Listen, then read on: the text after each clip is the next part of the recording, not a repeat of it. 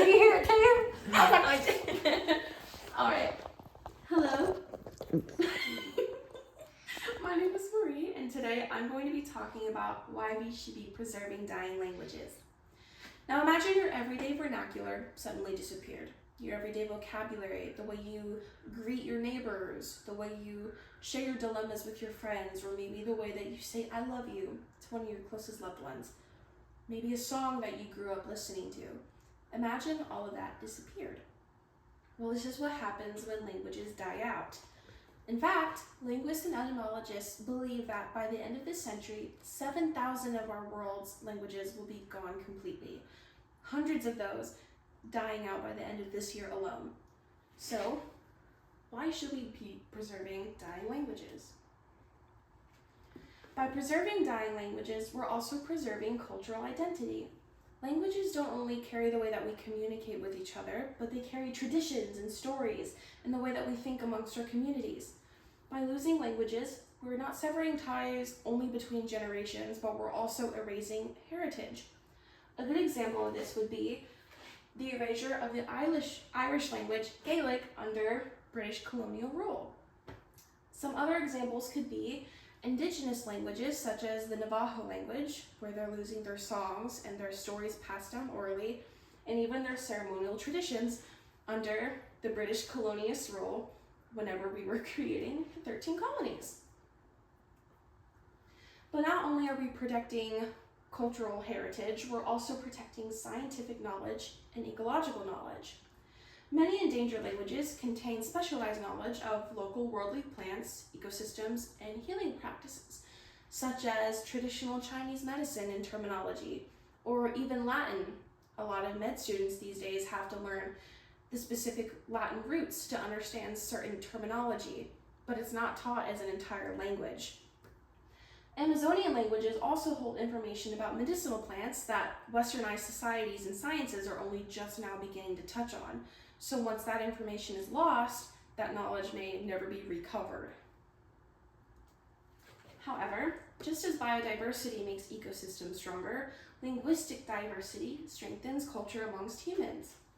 Different languages shape different ways that we view the world, such as time, space, concepts, music, relationships, and love. Languages have words and phrases that might not directly translate into other languages. This also enriches the way that we see and experience things. Words and phrases such as Korean's inyon, Portuguese's saudade, Japanese's komorebi, and Spanish's sobremesa. Inyon is basically love in terms of fate. People were fated to meet. That love was destined to happen. Those people were made for each other. It's similar to the equivalent of English's soulmates. And then Portuguese's saudade is a deep, visceral, guttural melancholy. It's such a sadness that English cannot touch on the depths of with only just one word, whereas Portuguese was able to kind of encapsulate that into one word. And then we have Japanese's komorebi, which is how the sun dapples through trees, and you may see it sparkling on the sidewalk. Where in English it may take an entire poem or an entire song to really encapsulate that imagery and that feeling you may gain from seeing such a beautiful concept. The Japanese were able to encapsulate that into one singular word. And in Spanish's sobremesa, that means basically after a hearty meal and you're spending time with your family, you're laughing, you're just embracing each other's presence. It's such a warm, heartfelt feeling.